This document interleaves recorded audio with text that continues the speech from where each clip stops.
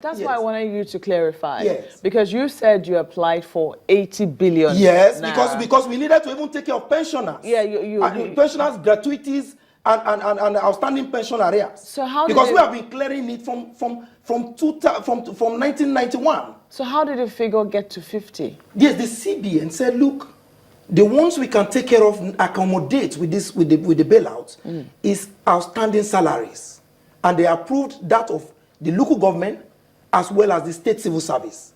The local government is about 45 billion.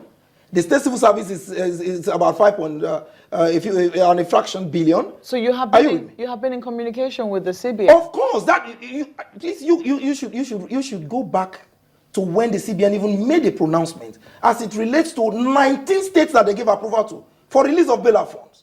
It was approved for 19 states. So, and I'll give you a classic example. Have you heard the argument that, yes, your government, the government of Kogi State, the PDP government in Kogi State, has not been able to justify? You see, the question is why they needed that amount of money. Chamberlain, with profound respect, I just gave you a breakdown. It is not in the place of Lai Mohammed, who is a spokesman of APC. He's not the spokesman of the CBN. The CBN, as I speak with you, you're a professional. And we have been in the industry for over 20 years. The CBN has not come out to tell us that, look, Kogi State government has not been able to justify this. No, sir.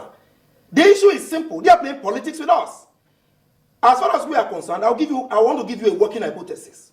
Osun State government applied for, got approval for 34.9 billion for bailout fund. Of this figure, Eli Mohammed says, oh, Kogi State does not have capacity to even repay this loan, and because we cannot justify, that's why we have not accessed this loan, and I put it to him. Osun is APC, Kogi is PDP. Osun applied for 34.9 billion naira. We were given approval. They gave approval to Osun for 34.9. We were given approval of 50.8 billion. And I said, look. And somebody tells me, oh, Kogi does not have capacity to pay. And I said, no, sir. The issue is simple. What we get as monthly allocation from the federation account is twice more than what the Osun State gets. That is one. Secondly, how much do you get? Sometimes it oscillates. Sometimes between 2-point-something billion naira, sometimes 3 billion naira monthly.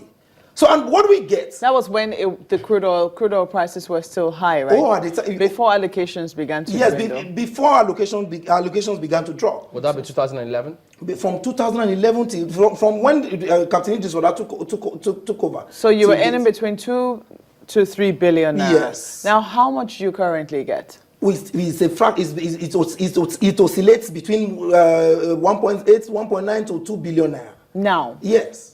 Okay. That's what we get. You believe that with that capacity, you fairly can pay back the debt? You see, the issue is this. The bailout fund obviously takes care of even your indebtedness to commercial banks. That's why I need you to allow me finish the analogy using Osun as a working hypothesis. I'm placing them side by side with Kogi State. Osun is indebted to commercial banks to the tune of about 80 billion naira. Before they took took the bailout fund of, hold on. As at what year was this? No, as at the time we went to the DMO for verification, for DMO to restructure the bank, to restructure the indebtedness of state governments to commercial banks. So the issue is simple. If Osun is indebted to commercial banks to the tune of 80 billion, and Kogi is indebted to commercial banks to a tune of less than a billion naira. About 7, hold on. I'm sorry, Mr. Schreiber. I'm sorry to keep interrupting you. Because I have to find out, as at what year were you owing less than a billion naira? As at 2015, what we owe commercial banks in Nigeria as a government is less than a billion naira. Just commercial banks. Does it take care? Just a moment. Yes, Does it take care of all your levels of indebtedness, all debts that Kogi State owes? Is less than a billion naira? Obviously, not commercial banks alone. Obviously, you know that government is a continuum. But I want to say that since this discussion, I'm asking for general indebtedness. I'll put it to you. Let me educate you on this.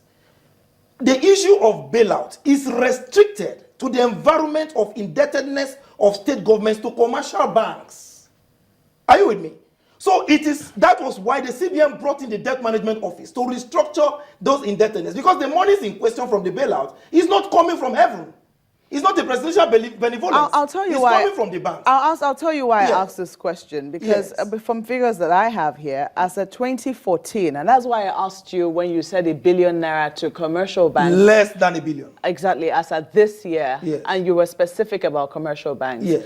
You said it's less than R1 billion. Yes. But the figures I have here for Osun state debt ranking, as at 2014, which you're using as comparison, was 52 billion. As at 2014, to your state debt ranking to who?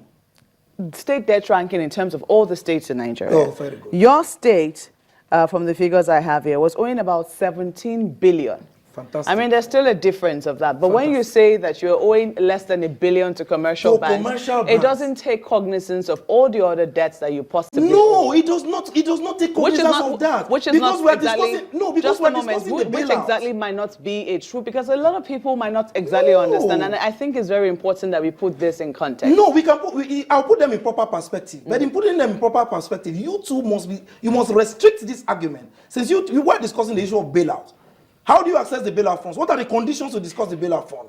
It is restricted to the environment of indebtedness of state governments to commercial banks and not other forms of indebtedness. And that was why the Debt Management Office was brought in. You know the roles of the Debt Management Office. Theirs is to restructure loans and facilities of government, state governments and government agencies to commercial banks, not to any other bank, as it were. So the issue is restricted to that environment. And when I say that, you see, I was doing a working hypothesis. When you break the chain, you will not get you will not get the facts of this matter.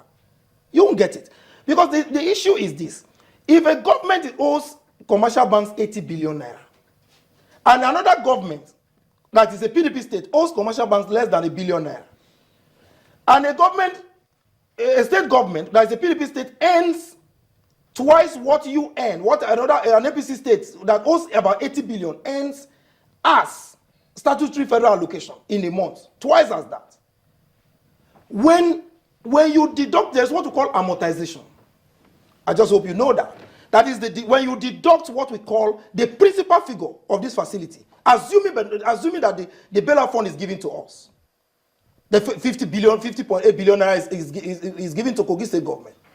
When you do the amortization at the end of every month, that is deduction of the principal and the interest, as it were, when you deduct it from what we get as allocation, it will be a figure below 500 million naira. And the state government will be left with about 1.7 to 1.8 billion naira to work with. But in Osun, as at this month, they have accessed the fund. They have accessed the bailout fund. And they have cleared all the outstanding worker salaries, as it were. You understand me? And yet, as I speak with you, after the amortization in Osun, for instance, they are left in a deficit of 500 million.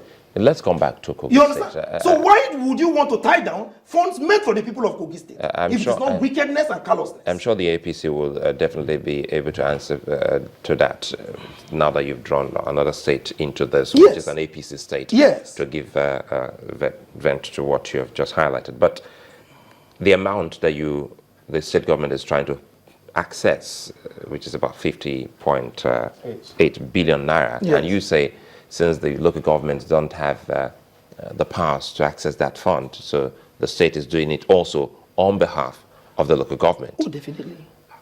At what point or how much do you think that the councils are owing? Now we're talking about in years. Put them in years now. In the arrears of salaries in terms of percentages they are supposed to pay, which was captured in the request for bailout, was about 45 billion. So that is for how many years? Obviously, within the years Captain Idris Wada has been in office. So in other words, from 2011? Yes, from 2011 till date. Have you also had the argument that 2011 states were not broke and the price of crude hadn't fallen? Funnily enough, that's how you see.